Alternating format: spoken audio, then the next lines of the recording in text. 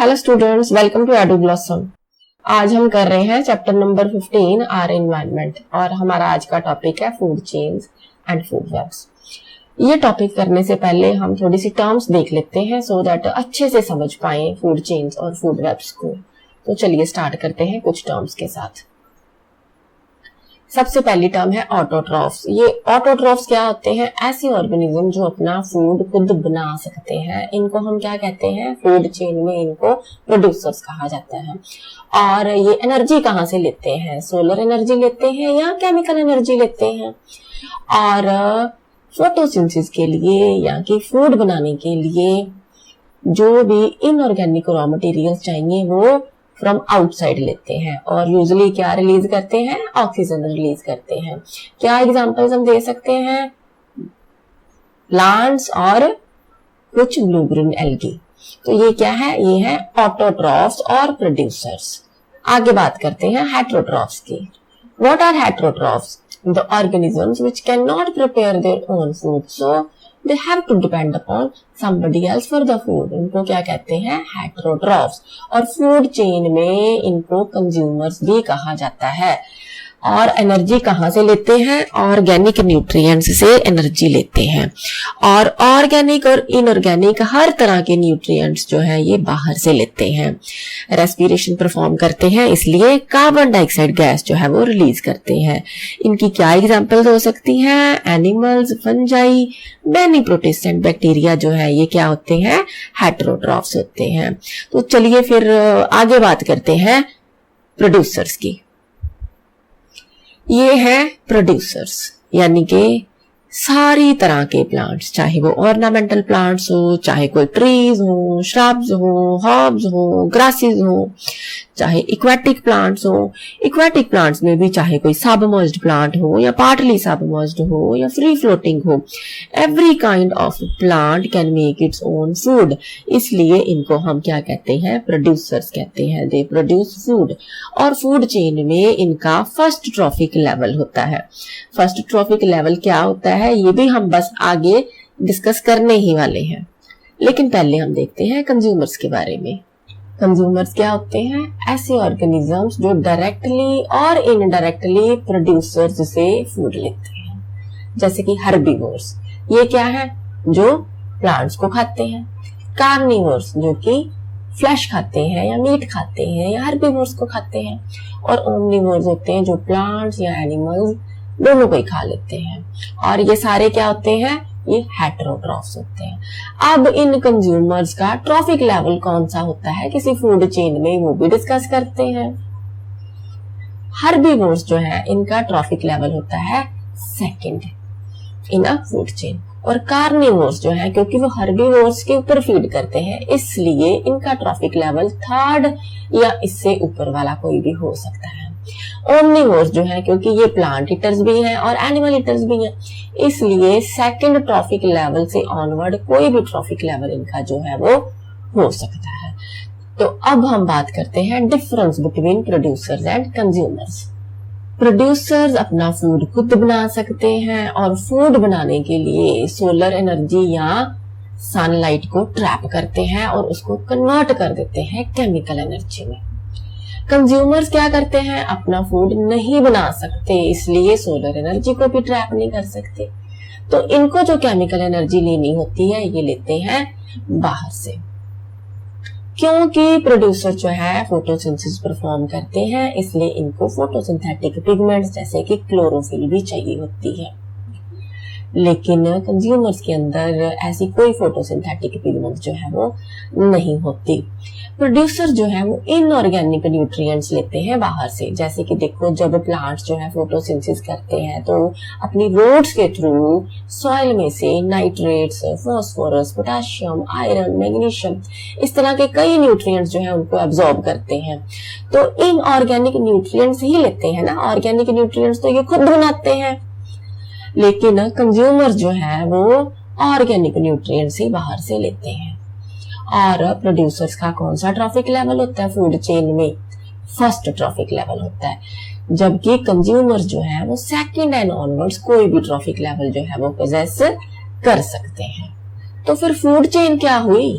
Food chain ऐसा series of organism है जिसमें पता लगता है कि कैसे ऑर्गेनिजम्स वन अनदर को खाते हैं at various biotic levels of an ecosystem. तो सिंपल भाषा में अगर कहा जाए तो ऐसा सीरीज ऑफ ऑर्गेनिज्म या ऐसी चेन ऑफ ऑर्गेनिज्म जिसमें पता लगे कि हु ईट्स हुम, उसको हम कहते हैं फूड चेन।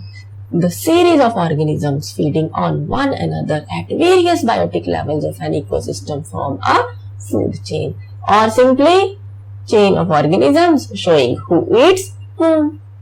ट्रॉफिक लेवल्स क्या होते हैं भाई? इन फूड चेन्स के जो अलग अलग स्टेप्स हैं या जो लेवल्स हैं वही तो होते हैं ट्रॉफिक लेवल्स, जिनके through transfer of food and energy होता है। सो हम ये कह सकते हैं कि the transfer of food and energy occurs through various steps or levels in the food chain, and these steps are called trophic levels। यानी कि फूड चेन के वो स्टेप्स या लेवल्स जिनके थ्रू फूड एंड एनर्जी का transfer होता है उसको हम ट्रॉफिक लेवल कहते हैं।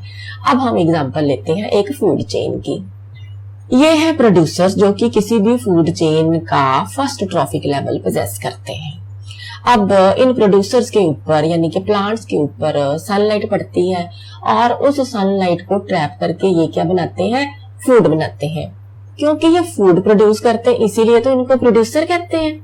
लेकिन ऐसा नहीं है कि जितनी सनलाइट पड़ेगी वो सारी की सारी यूज कर लेंगे, कन्वर्ट कर देंगे केमिकल एनर्जी में, ऐसा बिल्कुल नहीं है। क्या होता है कि जितनी इनके ऊपर सनलाइट पड़ती है उसका सिर्फ 1% जो है उसको ये कैप्चर करते हैं और फूड एनर्जी में कन्वर्ट करते हैं। और उसके बाद क्या होता है फूड चेन में? सेकेंड ट्रॉफिक लेवल जो है वो कौन पोजेस करता है? हर्बीवोर्स एनिमल्स करते हैं। जैसे यहाँ पर एक डियर दिखाई दे रहा है तो कंज्यूमर, इसको हम प्राइमरी कंज्यूमर भी कह देंगे। अब ये फूड कहाँ से ले रहा है? प्रोड्यूसर से ले रहा है। तो प्रोड्यूसर से ओनली 10% जो है फूड एनर्जी इसकी तरफ पहुंचेगी। 90% एनर्जी जो है वो प्रोड्यूसर्स ने अपने मेटाबॉलिज्म में लूज कर देनी है। इसी तरह से जब इस डियर को या इस हर्बीवोर को खाने वाला एक और एनिमल फूड चेन में आ जाता है जैसे कि टाइगर, तो क्या है? ये थर्ड ट्रॉफिक लेवल पोजेस करता है। कार्निवोर है इसलिए इसको सेकेंडरी कंज्यूमर भी कह सकते हैं। ये जो है हम एक 3 स्टेप फूड चेन ले रहे हैं इसलिए ये है सेकेंडरी कंज्यूमर। अदरवाइज जो है ये टर्शियरी कंज्यूमर भी हो सकता है। इट ऑल डिपेंड्स कि कितने स्टेप्स आ रहे हैं एक फूड चेन में। अब इस 3 स्टेप फूड चेन में क्या हो रहा है कि जितनी एनर्जी यहाँ डियर के पास यानी कि प्राइमरी कंज्यूमर के पास आई है उसका 90% इसने भी तो लूज कर देना। अब देखो इसने क्या रेस्पिरेशन नहीं करनी, एक्सक्रीशन नहीं करनी, ट्रांसपोर्टेशन नहीं करनी, इसको एनर्जी नहीं चाहिए, तो 90% जो है वो तो इन्हीं चीजों में लूज हो जाएगी। ओनली 10% जो है वो अगले ट्रॉफिक लेवल तक एज फूड अवेलेबल होगी। तो ये जो एनर्जी एक लेवल से दूसरे लेवल तक जा रही है इसको समझने के लिए हम एक लॉ को समझते हैं जिसको हम कहते हैं 10% लॉ। What is 10% law? ये लॉ दिया था लिंडमैन ने 1942 में और इस लॉ के अकॉर्डिंगली क्या होता है कि एक ट्रॉफिक लेवल से उसके अगले ट्रॉफिक लेवल तक सिर्फ 10% एनर्जी ट्रांसफर होती है। 90% एनर्जी जो है वो लॉस्ट हो जाती है एज बॉडी हीट और in various life processes. So only 10% energy is transferred from one trophic level to the higher trophic level. 90% energy is lost as heat or in various life processes. हम उसी food chain को दोबारा से देखते हैं। यहाँ पर देखो ये वही 3 स्टेप फूड चेन है जो हमने पहले ली थी। ग्रास, डियर एंड टाइगर्स इसके अलग अलग ट्रॉफिक लेवल्स पोजेस कर रहे हैं। ग्रास फर्स्ट पे है, second trophic level is possessed by deer, third trophic level is possessed by tiger here.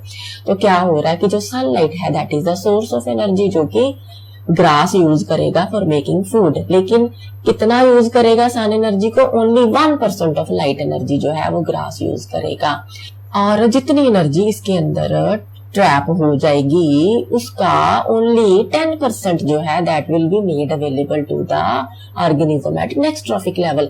90% grass ने लूज कर देना है। इसी तरह से जो डियर के पास आई है एनर्जी, उसका 10% टाइगर तक पहुंचेगा, 90% इसने भी लूज कर देना है। तो इस तरह से ये प्रोसेस चलता रहता है। एनर्जी पिरामिड में भी देखें तो क्या है, प्रोड्यूसर्स के पास मैक्सिमम एनर्जी आ जाएगी, प्राइमरी कंज्यूमर के पास उससे कम, सेकेंडरी कंज्यूमर्स के पास उससे भी कम। एक और एग्जांपल हम ले लेते हैं इसी तरह की, एक 3 स्टेप फूड चेन है जिसमें हम फिगर्स भी ले रहे हैं एनर्जी की। जैसे कि सनलाइट आ रही है और वो ग्रासेस पर पड़ रही है, तो क्या होगा, उसका 1% ही जो है वो प्लांट्स जो है वो ट्रैप कर पाएंगे या कैप्चर कर पाएंगे, फूड में कन्वर्ट कर पाएंगे। तो 1000 जाउल्स में से 990 जाउल्स यानी कि 99% तो लूज हो जाएगी।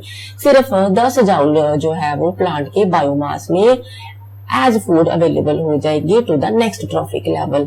और अब जो डियर के पास 10 जाउल्स एनर्जी पहुंची है, उसका 9 जाउल्स जो है इसने भी लूज कर देना है for getting energy and for maintaining various life processes, और उसका भी 10% ही आगे जा पाएगा नेक्स्ट ट्रॉफिक लेवल पे, यानी कि डियर जो है वो ओनली 1 जाउल जो है वो अवेलेबल कराएगा to the line at the next trophic level. So this is about 10% law and energy flow in a food chain. तो एनर्जी फ्लो कैसा होता है एक इकोसिस्टम में? Only unidirectional. देखो अल्टीमेट सोर्स ऑफ एनर्जी तो सन है, सनलाइट की फॉर्म में एनर्जी जो है वो प्रोड्यूसर्स तक पहुंचती है, और फिर प्रोड्यूसर्स से हर्बीवोर्स, फिर कार्निवोर्स, फिर टॉप कार्निवोर्स, इसी डायरेक्शन में एनर्जी ने फ्लो करना है, यूनिडायरेक्शनल यानी कि सिंगल डायरेक्शन में। ये नहीं है कि कार्निवोर्स से हर्बीवोर्स में वापस आ जाए या हर्बीवोर्स से प्रोड्यूसर से आ जाए, ऐसा कभी नहीं होगा। हमेशा जो एनर्जी है उसने इसी डायरेक्शन में जाना है, from first trophic level to second to third to fourth. तो एनर्जी पिरामिड भी हमें ऐसे मिलेंगे, maximum energy at first trophic level यानी कि at the bottom of the energy pyramid, उससे कम सेकंड, उससे कम थर्ड और उससे कम फोर्थ ट्रॉफिक लेवल में, यानी कि इसका 10% सेकंड ट्रॉफिक लेवल तक पहुंचेगा, उसका 10% थर्ड ट्रॉफिक लेवल पे और उसका 10% फोर्थ ट्रॉफिक लेवल पे। इसीलिए जो नेचुरल इकोसिस्टम्स में जो फूड चेन्स है उनमें 4 या 5 से ज्यादा स्टेप्स या ट्रॉफिक लेवल्स नहीं होते, क्योंकि चौथे 5वें ट्रॉफिक लेवल तक पहुंचते पहुंचते ही एनर्जी बहुत कम हो जाती है, इतनी कम हो जाती है कि फर्दर ट्रॉफिक लेवल को तो वो सपोर्ट ही नहीं कर सकती। इसलिए मैक्सिमम 4 या 5 ट्रॉफिक लेवल या स्टेप्स ही किसी फूड चेन में होते हैं। आपको ऐसे भी क्वेश्चंस आ सकते हैं एग्जाम में, जैसे जो है यहाँ पर एक पिरामिड बनाया हुआ है, बीच में प्राइमरी कंज्यूमर्स जो है ये गिवन है, आपको बताना है कि एक्स का क्या आंसर होगा, जेड का क्या आंसर होगा। आप खुद ही बताओ, किसी भी एनर्जी पिरामिड में बॉटम पे क्या आएंगे? प्रोड्यूसर्स आएंगे ना, क्योंकि प्रोड्यूसर्स ने तो आगे फूड देना है, एनर्जी ट्रांसफर करवानी है। तो एक्स का आंसर क्या है? प्रोड्यूसर्स। फिर आगे प्राइमरी कंज्यूमर्स, और प्राइमरी कंज्यूमर्स के बाद क्या आते हैं? Secondary consumers. तो जेड का आंसर हो जाएगा सेकेंडरी कंज्यूमर्स। हम एक और एग्जांपल लेते हैं एक ग्रासलैंड फूड चेन की। ये है एक ग्रासलैंड फूड चेन, जैसे कि ग्रासेस को खा रहे हैं ग्रास होपर्स को खा रहे हैं फ्रॉग्स, और फ्रॉग्स को खा रहे हैं स्नेक्स। अगर आपको एग्जाम में पूछा जाता है कि एक ग्रासलैंड फूड चेन बनाओ, तो आप ये बना सकते हो, लेकिन क्वेश्चन किसी और टाइप के भी आ सकते हैं, जैसे कि इस टाइप के। आपको एक स्टेटमेंट दी हुई है, in the following food chain grasshopper provides 400 joules energy to frogs, how much energy will be available to grasshopper and snakes. यानी कि गिवन क्या है कि फ्रॉग्स के पास 400 जाउल्स ऑफ एनर्जी जो है वो प्रोवाइड हो गई है। तो आप ये बताओ कि स्नेक्स के पास कितनी एनर्जी पहुंचेगी और ग्रास होपर्स के पास कितनी अवेलेबल है। तो आप ये देखो कि फ्रॉग के पास अगर 400 जाउल्स एनर्जी है तो इसका 10% ही जाएगा ना स्नेक्स तक। तो स्नेक्स के पास कितनी एनर्जी पहुंच जाएगी? 40 जाउल्स एनर्जी पहुंच जाएगी, ठीक है। और अगर फ्रॉग के पास 400 जाउल्स पहुंच रही है तो ग्रास होपर्स के पास जितनी एनर्जी होगी उसका 10% ही पहुंचा होगा ना यहाँ पर। इट मीन्स फिर ग्रास होपर्स के पास 4000 जाउल्स की एनर्जी जो है वो अवेलेबल होगी, तभी तो उसका 10% फ्रॉग्स के पास 400 जाउल पहुंचेगा, और फिर उसका 10% स्नेक्स के पास 40 जाउल्स में पहुंचेगा। तो इस तरह के क्वेश्चंस जो है वो भी आपको एग्जाम में पूछे जा सकते हैं। देखने में ऐसे क्वेश्चन थोड़े डिफिकल्ट लगते हैं, लेकिन अगर आपको कंसेप्ट पता हो तो फिर तो इजी होते हैं ये वाले क्वेश्चंस जो है सॉल्व करने। एक और फूड चेन की हम एग्जांपल लेते हैं, जैसे कि यहाँ पर क्या हो रहा है कि फर्स्ट ट्रॉफिक लेवल पर प्रोड्यूसर्स हमें दिखाई दे रहे हैं। अब सेकंड ट्रॉफिक लेवल पर क्या आ गया, ये आ गए जी प्राइमरी कंज्यूमर्स, जिसमें की वैरायटी ऑफ इंसेक्ट्स जो है वो आ रहे हैं, जैसे ग्रास ऊपर हैं या और कीड़े मकोड़े हैं जो कि इन प्लांट्स के ऊपर फीड करते हैं। अब इन ग्रास ऊपर को खाने वाला कोई बर्ड आ गया जिसको हम क्या कहेंगे, सेकेंडरी कंज्यूमर कहेंगे। इसका थर्ड ट्रॉफिक लेवल हो गया फिर। और फिर इस बर्ड को कोई और भी खा सकता है, जैसे कि स्नेक खा सकता है, तो वो क्या हो गया, वो टर्शरी कंज्यूमर हो गया, ट्रॉफिक लेवल 4 हो गया। इसी तरह से इस स्नेक को कौन खाएगा भाई, इस स्नेक को कोई पीकॉक भी तो खा ही सकता है, तो ये क्वाटरनरी कंज्यूमर है और ट्रॉफिक लेवल हो गया 5। तो एनर्जी कैसे ट्रांसफर हो रही है, तो ये देखो, ग्रास को इंसेक्ट्स खा रहे हैं, इंसेक्ट्स को बर्ड्स खा रहे हैं, बर्ड्स को स्नेक्स खा रहे हैं, स्नेक्स को पीकॉक खा रहे हैं। और जितनी टोटल एनर्जी सनलाइट की फॉर्म में प्लांट्स पर इंसिडेंट हो रही है, उसके 1% जो है वो कैप्चर हो रही है, और उसके बाद 10% जो है वो अगले ट्रॉफिक लेवल को अवेलेबल कराई जा रही है एज फूड, और फिर उसका 10% अगले ट्रॉफिक लेवल को, एंड सो ऑन। इस तरह से 10% लॉ के अकॉर्डिंगली जो एनर्जी है वो एक ट्रॉफिक लेवल से दूसरे ट्रॉफिक लेवल तक ट्रांसफर होती चली जा रही है। अब हम एक एग्जांपल ले लेते हैं एक एक्वाटिक फूड चेन की भी।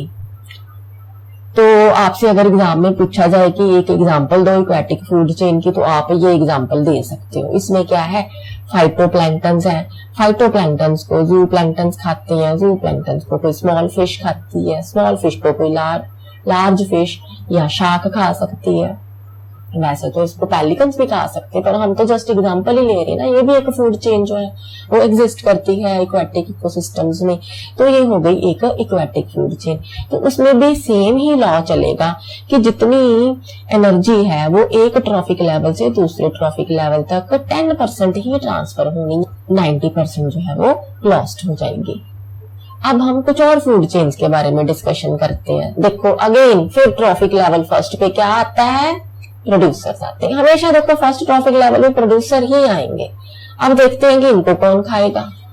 ओहो, कितने सारे इंसेक्ट्स आ गए हैं ना, ये सारे फीड कर सकते हैं ना प्लांट्स पे, तो ठीक है फिर करने दो फीड। आगे देखते हैं, लो भाई एक रैबिट भी आ गया, ये कहता है कि मैं इन प्लांट्स को खाऊंगा। और फिर एक रैट भी आ गया, ये भी कहता है इन प्लांट्स को तो मैं खाऊंगा। भाई खा ही सकता है, रैट्स भी तो खाते ही हैं प्लांट्स को। ऐसे ही जिब्रा भी आ गया। अब ये जिब्रा है, ये भी कहता है कि मैं तो प्लांट्स ही खाऊंगा। बफलो भी प्लांट्स खाने के लिए आ गई, गोट भी आ गई है प्लांट्स खाने के लिए। अरे भाई इतने सारे एनिमल्स प्लांट्स खाते हैं। अरे यही नहीं, बहुत सारे एनिमल्स जो है वो नेचर में एग्जिस्ट करते हैं, जो हर्बीवोर्स हैं, जो प्लांट्स को खाते हैं। तो ये सारे के सारे जो है वो ट्रॉफिक लेवल सेकंड पोजेस करेंगे फूड चेन्स में। अब आगे देखते हैं कि इनको भी कोई खाएगा। लो जी आगे फ्रॉग आ गया, इन इंसेक्ट्स को ये फ्रॉग खा सकता है ना, और इस फ्रॉग को कोई बर्ड खा सकता है। लो जी आगे एक कैट आ गई। अब ये जो कैट है ये इस रैबिट को भी खा सकती है, इस रैट को भी खा सकती कि नहीं। इसी तरह से आगे देखते कौन आ गया। लो जी एक डॉग आ गया, ये इस कैट को खा सकता है, बिल्कुल खा सकता है, लेकिन जरूरी नहीं भी इसने कैट को ही खाना है। ये इस रैबिट को भी खा सकता है, इस रैट को भी खा सकता है, इस बर्ड को भी खा सकता है।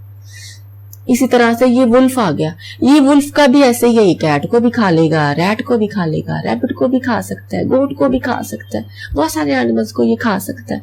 इसी तरह से देखो भी अब स्नेक आ गया, ये जो स्नेक है ये इस फ्रॉग को भी खा सकता है, इस बर्ड को भी खा सकता है, इस रैबिट को, इस रैट को भी खा सकता है। ये तो वैरायटी ऑफ एनिमल्स को खा सकता है। और फिर एक पीकॉक आ गया। अब ये पीकॉक इस स्नेक को खा सकता है, लेकिन जरूरी थोड़ा कि पीकॉक ने स्नेक को खाना। मोंगीज भी तो खा सकता है, ये जो नेवले होते हैं ये भी तो स्नेक्स खाने के शौकीन होते हैं। और फिर एक हॉक आ गया। आप देखो ये जो हॉक है ये फ्रॉग को भी खा सकता है, इस रैट को भी खा सकता है, और भी बहुत सारे छोटे छोटे एनिमल्स को ये खा सकता है हॉक। और अब कौन आ गया, जंगल का राजा किंग ऑफ द जंगल आ गया, लायन आ गया, टॉप कार्निवोर। अब ये तो बहुत तरह के एनिमल्स को खा सकता है।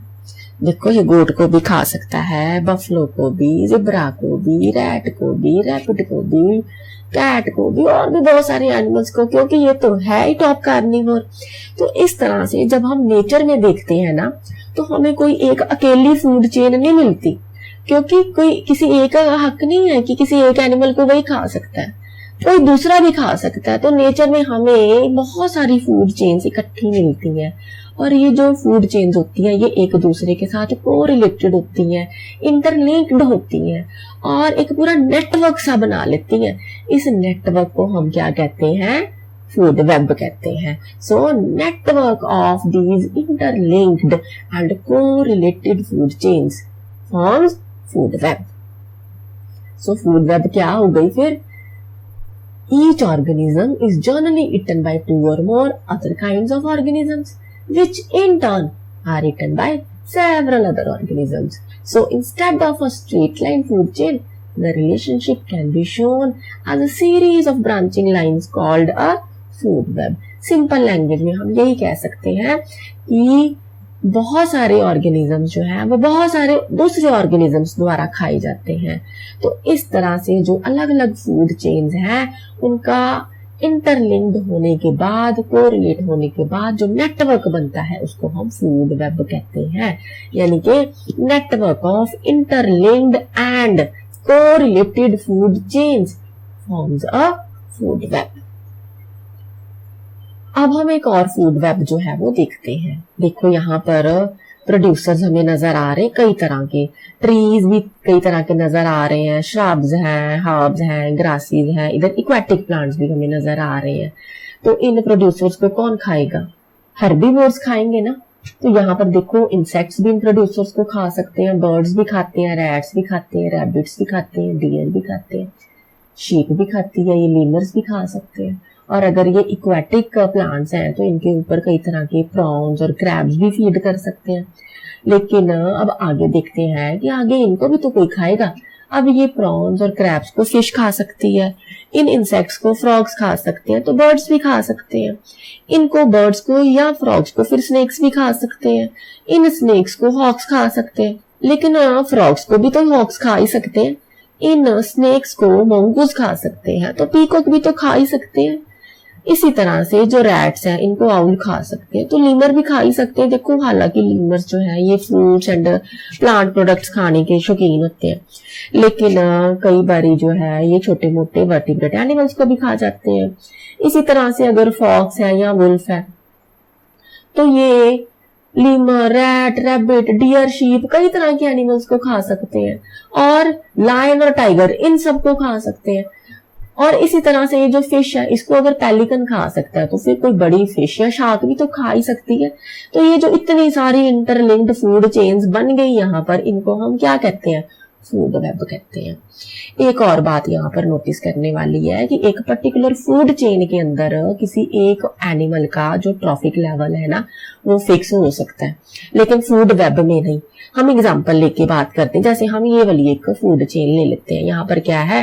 प्रोड्यूसर्स फर्स्ट ट्रॉफिक लेवल पर है, इनको बर्ड्स खाते हैं तो सेकंड ट्रॉफिक लेवल पे, और स्नेक्स आ गए फिर जो बर्ड्स को खा रहे हैं थर्ड ट्रॉफिक लेवल पे, और हॉक आ गया फिर फोर्थ ट्रॉफिक लेवल पे। यानी कि इस फूड चेन में स्नेक्स जो है वो थर्ड ट्रॉफिक लेवल पोजेस करते हैं।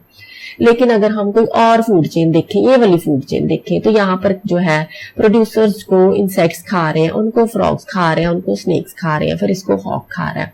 तो स्नेक का कौन सा ट्रॉफिक लेवल हो गया? यहाँ पर देखो प्रोड्यूसर का फर्स्ट ट्रॉफिक लेवल, इंसेक्ट्स का सेकंड, फ्रॉग्स का थर्ड, तो स्नेक्स का कौन सा हो गया? फोर्थ ट्रॉफिक लेवल हो गया। कितनी अलग बात हो गई ना। अब इस फूड चेन में स्नेक्स का थर्ड ट्रॉफिक लेवल है, लेकिन इस फूड चेन में स्नेक्स का फोर्थ ट्रॉफिक लेवल है। यानी कि एक पर्टिकुलर फूड चेन में तो चाहे किसी एनिमल का ट्रॉफिक लेवल फिक्स्ड हो जाए, लेकिन फिर फूड वेब में ट्रॉफिक लेवल फिक्स नहीं हो सकता। तो ये भी एक फीचर होता है फूड वेब का। फिर और कौन कौन से कैरेक्टरिस्टिक्स होते हैं फूड वेब में, वो भी देखते हैं। क्या कैरेक्टरिस्टिक्स है फूड वेब के? पहली बात कि इनमें सेवरल इंटरकनेक्टेड फूड चेन्स होती हैं, एक नेटवर्क ऑफ फूड चेन्स होता है, कभी भी कोई सिंगल स्ट्रेट चेन नहीं होती। और ये इंश्योर करता है कि alternative pathways of food availability मिले। देखो अगर हम बात करते हैं डॉग की, अगर उसको कैट मिल गई उसने कैट खा ली, अगर उसको कैट नहीं मिली रैट मिल गया उसने रैट खा लिया, उसको रैबिट मिल गया उसने रैबिट खा लिया, तो जो अवेलेबल है ऑल्टरनेटिव उसको खा लिया जाता है। तो फूड हमेशा अवेलेबल रहता है, फूड की फिर कमी नहीं आती। इसी तरह से फूड चेन जो है वो कोरिलेट करती हैं एट वेरियस ट्रॉफिक लेवल्स और एक इकोसिस्टम को स्टेबिलिटी मिलती है और इकोसिस्टम और ज्यादा डेवलप होता चला जाता है। यही नहीं, it keeps a check on over population. देखो हम फिर एग्जांपल से बात करते हैं। सपोज कर लो कि जो है रैट की पॉपुलेशन जो है वो बढ़ रही है, ठीक है, और कैट्स जो हैं वो पूरे रैट्स को खत्म नहीं कर पा रही हैं। तो इंस्टेड ऑफ दिस की रैट की पॉपुलेशन ऐसे ही बढ़ती रहे, फूड वेब जो है एक ऑल्टरनेटिव प्रोवाइड कर देगी। यानी कि कोई फॉक्स है, कोई डॉग है, तो वो भी रैट की पॉपुलेशन के ऊपर फीड करना शुरू कर देंगे और स्लोली स्लोली क्या होगा कि जो रैट पॉपुलेशन है वो कंट्रोल में आ जाएगी। तो इस तरह से जो फूड वेब है that keeps a check on over population of different organisms. तो ये पूरे इकोसिस्टम को स्टेबिलिटी देती है फूड वेब्स। आगे हम करते हैं difference between food chains and food webs. ये जो है एग्जामिनेशन पॉइंट ऑफ व्यू से इंपॉर्टेंट क्वेश्चन है। फूड चेन में क्या होता है, सिंगल चेन ऑफ ऑर्गेनिजम्स है। क्या शो करती है ये, हु ईट्स हूम, कौन किसको खाता है। लेकिन फूड वेब में नेटवर्क ऑफ फूड चेन है जो कि एक दूसरे के साथ कोरिलेट करते हैं और each organism has a fixed trophic level in a particular food chain. जबकि फूड वेब में ऐसा नहीं होता, an organism can be at different trophic levels in different interlinked food chains. So ये हो गया difference about food chain and food web. So food chain और food web का टॉपिक तो यहाँ पर हो गया खत्म। अब अगली जो वीडियो है उसमें हम करने वाले हैं बायोलॉजिकल मैग्निफिकेशन और साथ ही हम करेंगे human activities and their effect on the environment. तो मिलते हैं फिर नेक्स्ट वीडियो में। That's all for today, thank you so much.